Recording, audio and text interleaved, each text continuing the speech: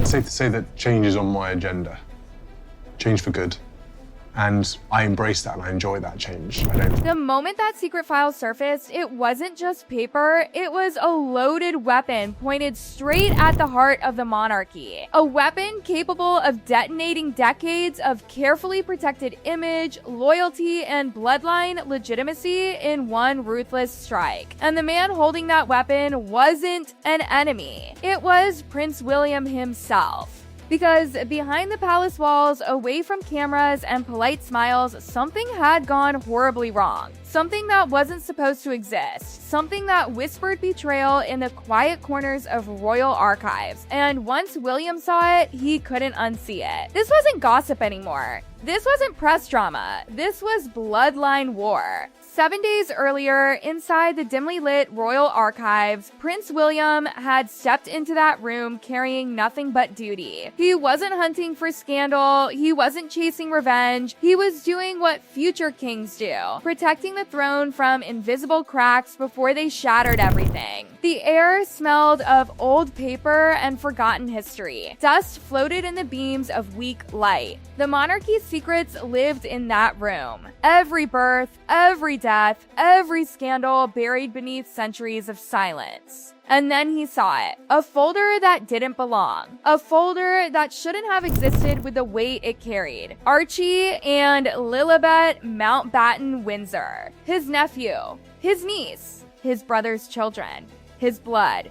But the moment he opened that file, something inside him froze. The dates didn't align, the signatures weren't there. The confirmations that had protected royal births for generations were missing. Not delayed, not misplaced, missing. William's fingers stiffened as his eyes scanned the empty spaces where royal physician verification should have stood. Those signatures weren't optional. They were the iron wall protecting royal legitimacy from fraud, substitution, or deception. And that wall had a hole in it. A massive one. His heart didn't race. William wasn't emotional like Harry. He was colder, more controlled, more dangerous when threatened. He kept turning pages, each one worse than the last. Archie's birth records revealed delays, unverified timelines, private doctors replacing royal medical authority, procedures quietly bypassed. It wasn't rebellion, it was circumvention. And William remembered exactly who had insisted on those exceptions. Meghan, her refusal to follow royal protocol, her insistence on privacy, her rejection of royal doctors. At the time, it was dismissed as modern independence. Now it looked like something else entirely. Something strategic. Something deliberate. William leaned back in his chair, his jaw tightening as realization crept into his bones. This wasn't just a paperwork issue. This was a legitimacy crisis, because monarchy doesn't survive on emotion, it survives on proof.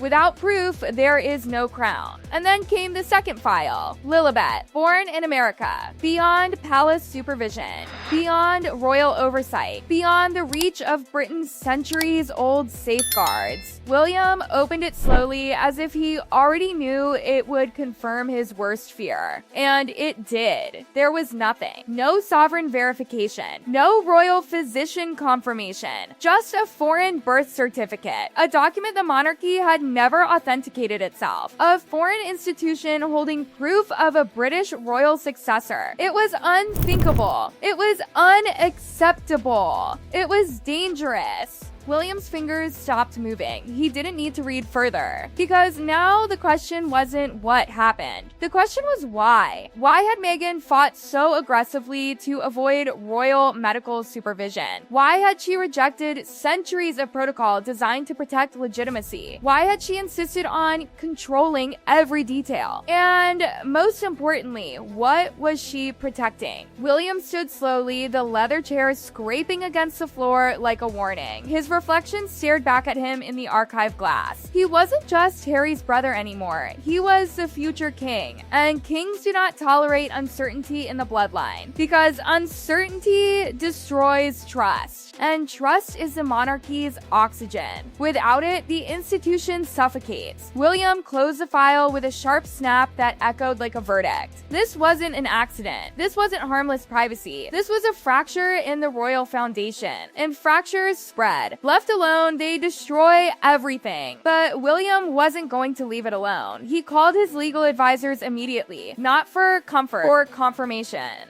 Within hours, the palace's most ruthless legal minds surrounded him in silence. These were men trained to find threats others couldn't see. Men who protected the crown without emotion. And even they looked uneasy. They confirmed what William already suspected. The documentation gaps weren't normal. They weren't minor. They were catastrophic. Under succession law, every royal birth required clear verification. No exceptions, no loopholes, no privacy overrides. Because history had seen what happened when verification failed. Pretenders, scandals, fraud, civil unrest. Entire monarchies destroyed by uncertainty. William stared at the timeline laid out before him. The inconsistencies formed a pattern, a disturbing pattern. This wasn't chaos, this was control. Control over information, control over access, control over verification, control over truth.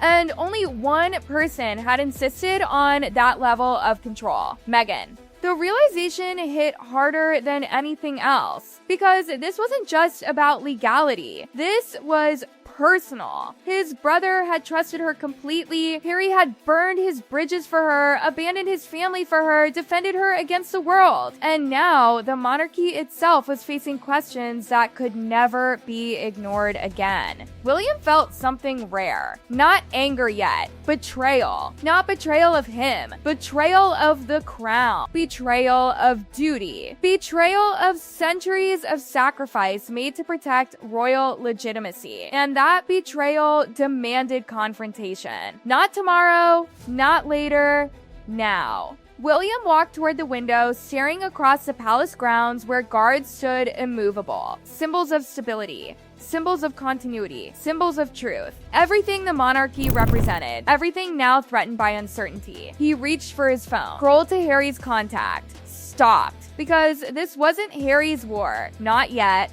This was Meghan's. The woman who had changed everything. The woman who had rewritten royal rules. The woman now standing between truth and the throne. William dialed. The ringing stretched endlessly, each second tightening the invisible rope between two worlds. London and California. Duty and defiance. Truth and secrecy. The call connected. Silence filled the space between them. William didn't soften his voice. He didn't pretend this was casual. He went straight for the wound. He laid out the inconsistencies, the missing signatures, the unverified confirmations, the constitutional risks. And on the other end, silence. Not confusion, not shock, resistance. Immediate, sharp, defensive. Meghan didn't explain. She deflected. Privacy, safety, rights, legal boundaries. Words used as shields, not answers. And William understood exactly what that meant. Because innocent truth welcomes verification. Only hidden truth resists it. The conversation turned colder, more hostile, more final. This wasn't family anymore. This was institutional survival. When Meghan mentioned lawyers, the message was clear. This was war. And William knew what had to happen next. Not as a brother, as the future king. The moment Meghan invoked her lawyers, something inside William permanently shifted. It wasn't rage, it wasn't heartbreak, it was something colder, something final. The last fragile thread of brotherhood snapped, replaced by the brutal clarity of duty. Because when lawyers enter the conversation, truth becomes a battlefield, and family becomes opposition. William ended the call without saying goodbye. He stood motionless in the center of his study, the phone still in his hand, the silence around him louder than any explosion. Outside, the palace remained calm, unaware that inside its ancient walls, a war had just begun. Not a war fought with weapons, but with documents, with signatures, with truth. He walked back to the table and opened the files again. The blank spaces stared back at him like accusations. Empty signature lines, missing confirmations, gaps where certainty should have lived. It wasn't just paperwork. It was doubt, and doubt was poison to monarchy. Within hours, the Supreme Advisory Council was assembled. The room was filled with figures who rarely appeared in public, legal architects of the monarchy, men and women who understood the brutal mechanics behind royal survival. They didn't deal in emotion, they dealt in permanence. William sat at the head of the table, not as a brother, as the future sovereign. The files were laid out before them like pieces of a dismembered truth. Each page examined, each inconsistency magnified. No one spoke at first, because everyone understood the magnitude of what they were looking at. Finally, one of the senior legal advisors broke the silence. If legitimacy cannot be verified, he said carefully, then succession cannot be guaranteed. The words landed like a death sentence. William didn't react outwardly, but internally, the final illusion shattered. This wasn't optional anymore. This was inevitable. Then Princess Anne stepped forward. Anne was different from the others. She wasn't driven by optics or media perception. She was driven by loyalty to the institution itself. She had lived her entire life understanding that monarchy survives only through ruthless adherence to truth. She placed a single document on the table, a proposal. Mandatory DINA verification. Not suggested, required. The room froze. Because this wasn't a request, this was an ultimatum. One simple test would end everything. It would silence every doubt instantly, restore certainty, restore stability, or expose something far worse. William stared at the document. This was a line that could never be uncrossed. Once demanded, there was no return to innocence. But innocence had already been lost. He signed the authorization. The ultimatum was delivered to California immediately, and when Meghan received it, she didn't comply. She stalled, she delayed, she negotiated conditions, independent laboratories, legal protections, media restrictions, financial guarantees. Not the behavior of someone eager to prove truth. The behavior of someone buying time. Every hour of delay deepened suspicion. Every refusal tightened the invisible noose around royal legitimacy. William watched the clock relentlessly. 7 days. That was the deadline. 7 days to prove legitimacy, 7 days to protect succession, 7 days to prevent constitutional crisis. Meanwhile, in California, Harry was unraveling. He sat alone in his study, surrounded by copies of the same files William had reviewed, the same empty signature spaces, the same timeline fractures, the same silent accusations. His entire life had been built on trust. Trust in family, trust in duty, trust in Meghan. And now that trust was cracking. He remembered the birth,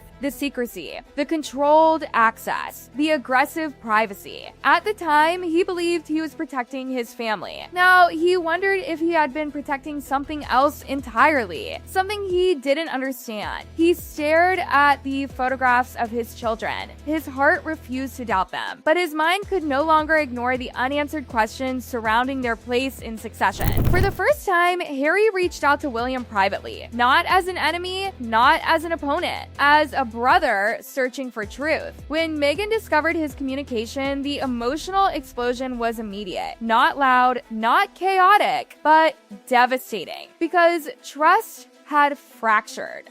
And fractured trust never fully heals. Harry stood alone that night, staring into the dark Pacific horizon, realizing he was no longer fighting external enemies. He was trapped between two realities. His wife, his bloodline, his loyalty, his duty, and only one could survive intact. Back in London, the countdown ended. 7 days. No test, no compliance, no verification, only silence. And silence was the loudest answer of all. William entered the council chamber carrying the final report. His face showed no emotion, no hesitation, only resolve carved into his expression like stone. King Charles sat at the head of the table, a father forced to choose between son and crown. William placed the report before him. Every page documented, every refusal recorded, every deadline ignored. The conclusion was unavoidable. Without verification, legitimacy could not be constitutionally confirmed, and without legitimacy, succession could not continue. Charles stared at the document. His hands trembled, not from weakness, from grief, because this wasn't just institutional correction. This was personal loss. But monarchy has never survived on personal comfort. It survives on sacrifice, and sacrifice demands cruelty. Charles gave the order. The official declaration was prepared.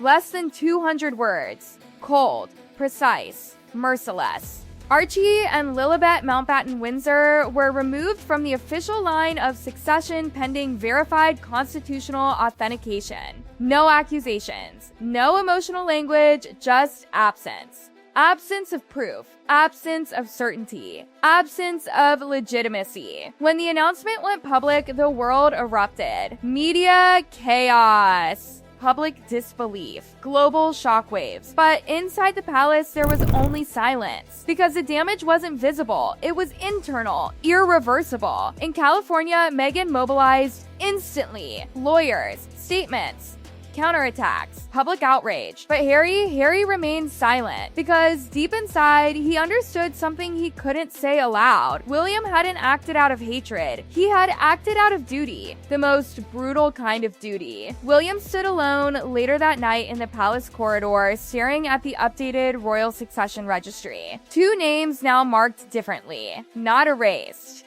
but suspended in uncertainty. He didn't feel victorious, he felt empty.